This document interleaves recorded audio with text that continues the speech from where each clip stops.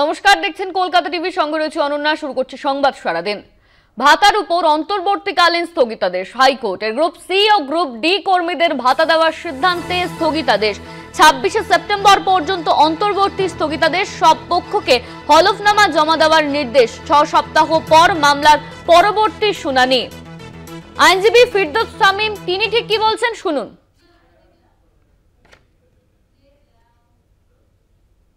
আজকে মহামান্য বিচারপতি অমৃতা সিনহা রাজ্য সরকার যে গ্রুপ সি এবং গ্রুপ ডি কর্মচারীদের যে ভাতা ইন্টারিম রিলিফ হিসেবে দিতে চেয়েছিলেন সেটি অন্তর্বর্তীকালীন স্থগিতাদেশ দিয়েছেন এবং 26শে সেপ্টেম্বর পর্যন্ত সেই স্থগিতাদেশ দিয়েছেন। ইন দ্য মিনওয়াইল রাজ্য সরকারকে 4 সপ্তাহের মধ্যে এফিডেভিট দেবেন তারা, এফিডেভিট অপোজিশনের আকারে। আমরা তার উত্তরে এফিডেভিট রিপ্লাই দেব 2 সপ্তাহের পরে, 2 সপ্তাহের মধ্যে, এবং তারপরে ম্যাটারটি লিবার্টি টু মেনশন করেছেন, অর্থাৎ তারপরে ম্যাটারটি আসবে। অর্থাৎ যে রাজ্য সরকার যে ঘোষণা করেছিল গ্রুপ সি এবং গ্রুপ ডি এমপ্লয়ীদের ইন্টারিম রিলিফ হিসাবে যে ভাতা দেবেন মাসে 20,000 এবং 25,000 আকারে, সেটির অন্তর্বর্তীকালীন স্থগিতাদেশ দিয়েছেন মহামান্য বিচারপতি অমৃতা সিনহা। আপনাদের মতে এই সিদ্ধান্ত কেন বেআইনি ছিল? দেখুন, তার কারণ এই যে গ্রুপ সি এবং গ্রুপ ডি যে নিয়োগ হয়েছিল বিভিন্ন স্কুলগুলোতে রাজ্যের, সেই স্কুলগুলোতে নিয়োগের ক্ষেত্রে পর্বত প্রমাণ দুর্নীতি হয়েছিল বলেই সেটি কিন্তু মহামান্য সুপ্রিম কোর্ট সেটি বাতিল করেছিল। বাতিল করার পরে সেখানে even West Bengal board of secondary education তারা চেয়েছিলেন যে অন্ততপক্ষে কিছুদিনের জন্য তারা স্কুলে যান। সেই ক্ষেত্রেও সুপ্রিম কোর্ট বলেছিলেন যে না, তারা স্কুলে যেতে পারবেন না। তার কারণ এই গ্রুপ সি এবং গ্রুপ ডি নিয়োগের ক্ষেত্রে সর্বোচ্চ পরিমাণ দুর্নীতি হয়েছে এবং এই দুর্নীতির পরিমাণ অনেক বেশি। যারা সাদা খাতা জমা দিয়ে গ্রুপ সি এবং গ্রুপ ডি এমপ্লয়ি হিসেবে ঢুকলেন, তাদের কাছ থেকে টাকা আদায় করার, অর্থাৎ মাইনে হিসেবে যে টাকাগুলো পেয়েছিলেন সেই টাকাগুলো ফেরত দেওয়ার নির্দেশ ছিল। এতদ সত্ত্বেও তারা টাকা ফেরত দেওয়ার বদলে, রাজ্য সরকার টাকা ফেরত নেওয়ার বদলে মাসে মাসে তাদেরকে ইন্টারিম রিলিফ হিসাবে 20,000 এবং 25,000 দেওয়ার বন্দোবস্ত করেছিলেন। এটা একেবারেই যায় না। আমাদের বক্তব্য খুব পরিষ্কার ছিল যে আমরা বঞ্চিত চাকরি প্রার্থী, আমাদের ওয়েটিং লিস্টে নাম ছিল, আমরা বঞ্চিত হলাম, আমরা আবার ফার্দার বঞ্চিত হব। যদি ভাতা দিতেই হয় তাহলে 31 লক্ষ ক্যান্ডিডেটকে কেন নয়, ভাতা দিলে প্রত্যেককে দাও, না হলে ওই সাদা খাতার যে জমা দিয়ে যারা শিক্ষকতা পেলো বা শিক্ষাকর্মী হলো, এক্ষেত্রে ডিসিশনটা ছিল শিক্ষাকর্মীদের জন্য, সাদা খাতা জমা দিয়ে যারা group C group D employee হলো তাদেরকে কেন টাকা দেওয়া হবে বলে আজকে সেই আর্গুমেন্টের উপর ভিত্তি করে আপনারা শুনেছেন সেই আর্গুমেন্ট হয়েছে। আদালত উভয় পক্ষের কথা শুনে আজকে রায় প্রদান করেছেন, আজকে নির্দেশ দিয়েছেন যে অন্তর্বর্তীকালীন স্থগিতাদেশ থাকবে 26 তারিখ পর্যন্ত, 26শে সেপ্টেম্বর পর্যন্ত। 4 সপ্তাহের মধ্যে রাজ্য সরকার এফিডেভিট দেবে, তার রিপ্লাই আমরা 2 সপ্তাহের মধ্যে এফিডেভিট দেবো, তারপরে ম্যাটারটি আবার শুনানির জন্য আসবে। অভিযোগ এটা ছিল যে দুর্নীতির পাশে দাঁড়াবার জন্য সরকার এই পদক্ষেপ করছে। একদমই। দেখুন, তার কারণ হচ্ছে এই যে দুর্নীতি হয়েছে গ্রুপ সি এবং গ্রুপ ডিতে, সেই দুর্নীতির সঙ্গে সংশ্লিষ্ট রয়েছে অনেকেই, সরকারি আধিকারিক যেমন রয়েছে সেমন মন্ত্রিসভার সদস্যও রয়েছে। যারা দুর্নীতির সঙ্গে যুক্ত সেই সমস্ত ব্যক্তিদের কাছ থেকে টাকা আদায় করার নির্দেশ ছিল।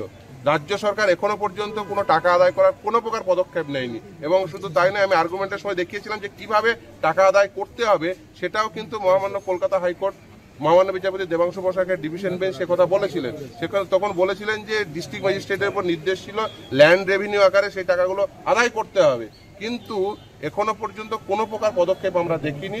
উল্টে তাদেরকেই টাকা দেওয়ার বন্দোবস্ত করা হচ্ছে, যেটা কোনোভাবেই কাঙ্ক্ষিত নয়, যেটা দেওয়া যায় না। তার কারণ এই টাকা হলো জনগণের টাকা, জনগণের কাছ থেকে কর হিসেবে যে টাকা পান রাজ্য সরকার, সেই টাকা এইভাবে অপব্যবহার করতে পারে না। আসলে এটা ছিল যে ওদেরকে এই টাকা দিয়ে ওদের মুখ বন্ধ করতে চাইছেন। তার কারণ সিবিআইয়ের উপর একটি নির্দেশ ছিল, সিবিআইয়ের উপর নির্দেশ ছিল যারা এই দুর্নীতির সঙ্গে যুক্ত, বিশেষ করে এই সাদা খাতা জমা দিয়ে যারা পেয়েছেন, এক্সপায়ারি অফ দ্য প্যানেলে যারা পেয়েছেন, তাদেরকে প্রয়োজনে সিবিআই কাস্টোডিয়াল ইন্ট্রোগেশন করতে পারে।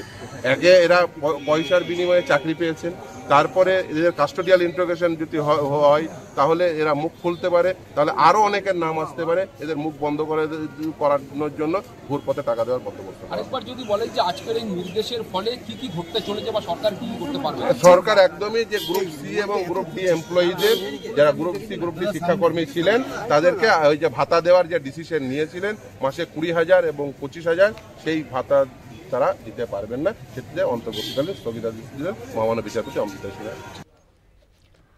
ভাতার উপর অন্তর্বর্তীকালীন স্থগিতাদেশ দেওয়া হলো হাইকোর্টের তরফে। আমরা এই নিয়ে বিস্তারিত জানবো। আমাদের সঙ্গে সরাসরি হাইকোর্ট থেকে রয়েছেন আমাদের প্রতিনিধি পীযূষ কান্তি নাগ। পীযূষ দা, যে বিষয়টা জানা যাচ্ছে, গ্রুপ সি ও গ্রুপ ডির ভাতার উপর অন্তর্বর্তীকালীন স্থগিতাদেশ দিল হাইকোর্ট, ঠিক কি জানা যাচ্ছে এই নিয়ে? দেখো, গ্রুপ সি এবং গ্রুপ ডি চাকরিহারা এসএসসি কর্মীদের 25,000 এবং 20,000 টাকা করে ভাতা দেওয়ার সিদ্ধান্ত ঘোষণা করেছিলেন রাজ্য সরকার। সেই মামলার সেই সিদ্ধান্তকেই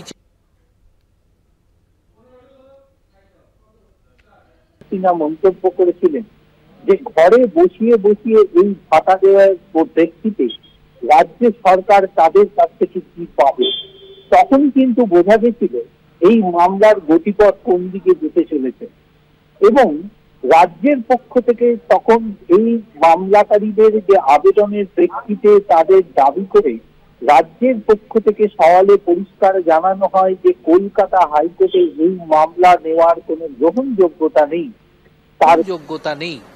তার কারণ এসএসসির মামলায় যে 26,000 চাকরি বাতিল হয়েছে, সেই বাতিলের পর নবম, দশম, একাদশ, দ্বাদশ শ্রেণীর শিক্ষকদের যে 31শে ডিসেম্বর পর্যন্ত চাকরি বহাল রয়েছে, তা কিন্তু সুপ্রিম কোর্টের যে পুনর্বিবেচনার আবেদন তার প্রেক্ষিতে হয়েছে। এবং সেই পুনর্বিবেচনার আবেদনে গ্রুপ ডি এবং গ্রুপ সির বিষয়টিও উল্লেখিত ছিল।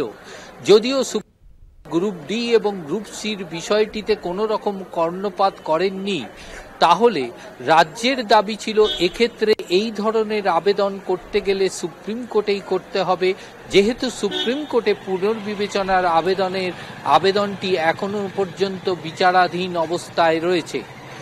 এই বিষয়টির ওপর দীর্ঘ শুনানি চলে।